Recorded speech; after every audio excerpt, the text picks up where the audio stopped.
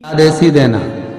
आज भारत की भूमि पर अगर भगवान राम का मंदिर अयोध्या की इस पावन धरा पर बन रहा है तो उस मंदिर को भारत सरकार बना सकती थी, पर एक धर्म, संस्कृति, सभ्यता और हमारे घर के संस्कारों को जानने के लिए हमारे भारत के संतों ने एक नियम बनाया कि मंदिर का निर्माण हो तो भले घर घर से 1 रुपया आए, पर वो मंदिर में लगे तो मालूम तो पड़े कि हिंदू धर्म का संस्कार क्या है।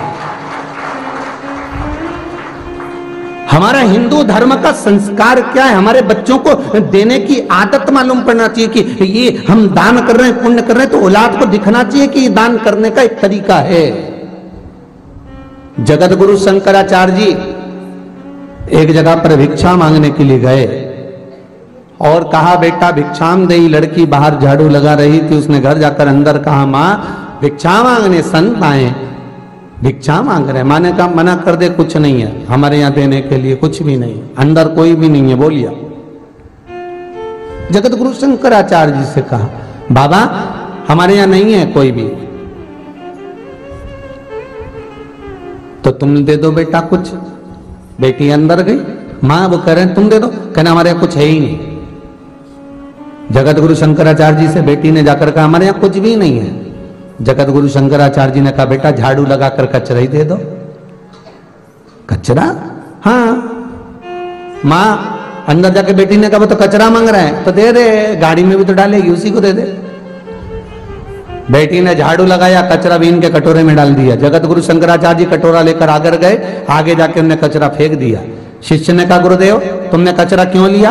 जगत गुरु शंकराचार्य जी बोले, अगर मैं कचरा नहीं लेता, उसकी मां ने अपनी बेटी को संस्कार दिया है मना करने का कि नहीं है, नहीं है, नहीं है। एक गुरु ऐसा होता है जो जगत में संस्कार देता है कि तुम देने की आदत डालो, मना करने की आदत नहीं। अगर आज बेटी को सिखा दिया, हमारे यहाँ तो है ही नहीं, कुछ भी नहीं है, बेटी शादी होके जाएगी, सास के बेटा चाय की पत्ती ही नहीं है, कुछ भी सास ने कहा, शक्कर ही नहीं है, उसके सुबह से रोना रहेगा। और कई कई घरों में ऐसा ही है, आज भी सुबह से उठते सी ये नहीं है, फ्रिज में आलू नहीं है, ये नहीं है, नहीं, मतलब वो सीख के आई है कि मुख से नहीं सुबह के टाइम निकालना ही है। एक गुरु होता है जो आदत डालता है। तो अपने बच्चों को ये ज्ञान देने के लिए इस भारत की भूमि पर राम जी का जो मंदिर बन रहा है, उसके लिए आप लोगों से कहा जाता है कि कुछ रुपया आप जब आपके दरवाजे पर राम जी के मंदिर के लिए कोई आए तो मना ना करना, उसको देना, जिससे आदत डले देने की। नहीं नहीं नहीं नहीं नहीं, मेरे राघव जी, मेरे राम जी, माता सीता, लखन लाल जी लंका तक पहुंच जाए। और ये मेरे भारत की भूमि की सभ्यता है, ये मेरे भारत भूमि की संस्कृति है कि माता पिता के वचन को निभाकर जब मेरे राघव जी वापस आते हैं तो संपूर्ण अयोध्या में भगवान राम के प्रवेश के लिए घी के दीप लगाए। मेरे राघव जी के प्रवेश के लिए, उनके स्वागत के लिए दीप मालिकाएं लगाई जाए।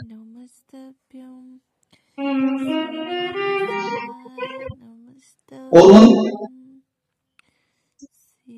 दीप मालिका को मेरे राघव जी के प्रवेश के लिए संपूर्ण, और केवल अवधपुरी में नहीं, संपूर्ण विश्व में, संपूर्ण भारत की भूमि पर मेरे राघव जी के प्रवेश के लिए उनको अवधपुरी में आने के उत्साह में, उमंगता में, प्रसन्नता में घी के दीप, घृत के दीप लगाए। अब जरा विचार करिएगा, मेरे राघव जी ने, मेरे राम जी ने माता पिता का वचन जो निभाया है, माता पिता के वचनों को जो निभाया, उस वचनों को निभाने के लिए संपूर्ण विश्व में, पूरे भारत में, अवधपुरी में घृत के दीप लगाए गए, चारों तरफ आनंद ही आनंद समाहित किया गया। कितना बड़ा संस्कार, कितनी बड़ी सभ्यता, कितनी बड़ी संस्कृति इस भारत की भूमि की रही है कि एक बेटा जब सत्कर्मों को कर आता है, एक बेटा जब अपने माता पिता के वचन को निभा कर आता है तो उसके आने की प्रसन्नता में भारतवासी घी के दिए लगा,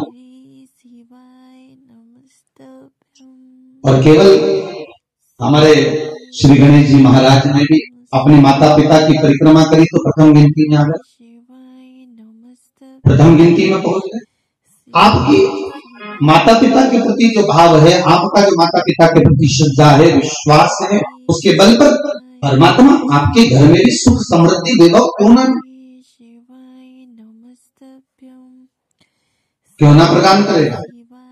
महाराज पूरी अवधपुरी में आज आनंद के आनंद समाया था, क्योंकि राघव जी का आगमन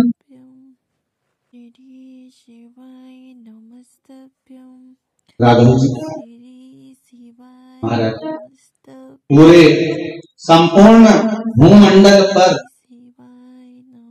और एक बात हमेशा याद रखिएगा अपने जीवन में, भगवान की सेवा में, भगवान की पूजन में, भगवान की भक्ति में हल्की वस्तुओं का प्रयोग नहीं करना। जरा विचार करिएगा, हम अगर किसी से बातें करते हैं, हम किसी से बात कर रहे होते हैं, हम किसी से मिल रहे होते हैं, अपनी वाणी में हम हल्का शब्द का प्रयोग करते हैं या हल्के शब्दों का प्रयोग करते हैं, तो सामने वाले पर फर्क क्या पड़ता है कि बताओ किसमें का व्यक्ति है, कितने हल्के शब्दों का प्रयोग कर रहा है, कितने गंदे शब्दों का प्रयोग कर रहा है, कितने विचित्र शब्दों का प्रयोग कर रहा है, तो तुरंत हमारी शान वहां घट जाती है कि हमारे शब्दों का संबोधन भी हम नहीं करते, हमारे शब्दों का संबोधन भी हम नहीं करते। अब जरा विचार करिए कि मात्र शब्द हल्के हो गए, तुम्हारा बोलने की भाषा हल्की हो गई, तो तुम्हारा सम्मान घट गया। अब